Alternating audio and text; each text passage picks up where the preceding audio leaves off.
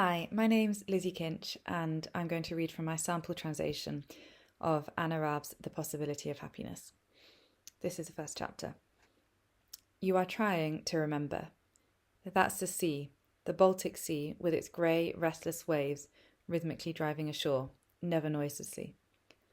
The harbour and the old warehouses, the shipyard cranes and the fishing boats.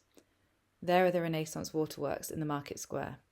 They say a drummer lives underneath, forced to beat his drum night after night in eternal damnation. The church tower without a nave, chiming after hour.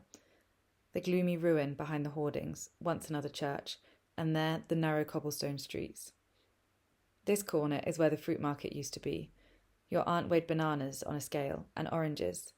Opposite the kiosk, where her new boyfriend used to work and served chips and ketchup to you and Mum. The road to your grandparents leads up the Rosenberg, past the old barracks. Russian women used to wear their fur coats out and about in the city, so they tell you. But that was back when this street was still known as Rosa Luxemburgstrasse and led to Karl Liebknechtstrasse, which is what your parents say whenever they send you to pick something up from friends. There's the first flat, without a toilet or bathroom. There is the second.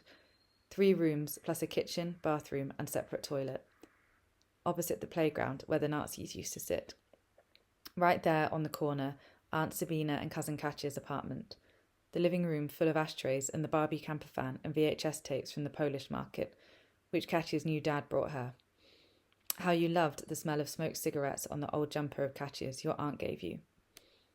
Broom handles are sticking out of the sandpit in front of the kindergarten, wrapped in ribbons tied in crepe paper, hanging lilacs and balloons.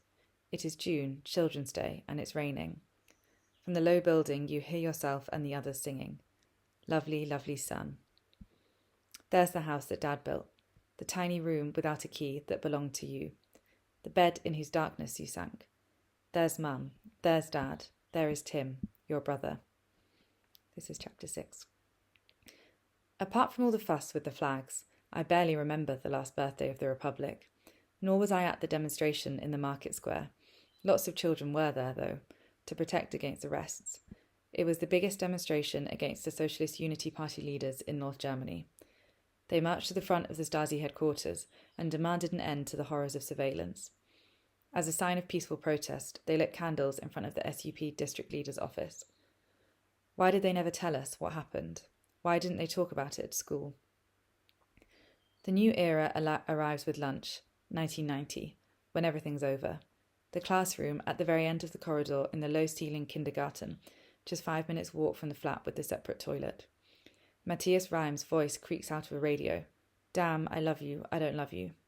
As the country collapses around you, you all croon along in squeaky sing-song.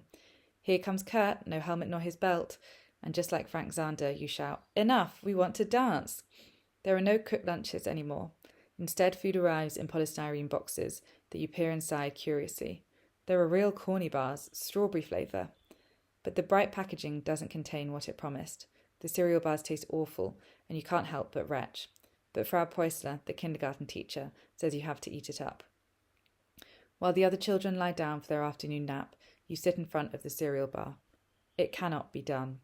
No matter how hard you try, it's too sticky to swallow. But you must. Everything changed, they say. And it's true.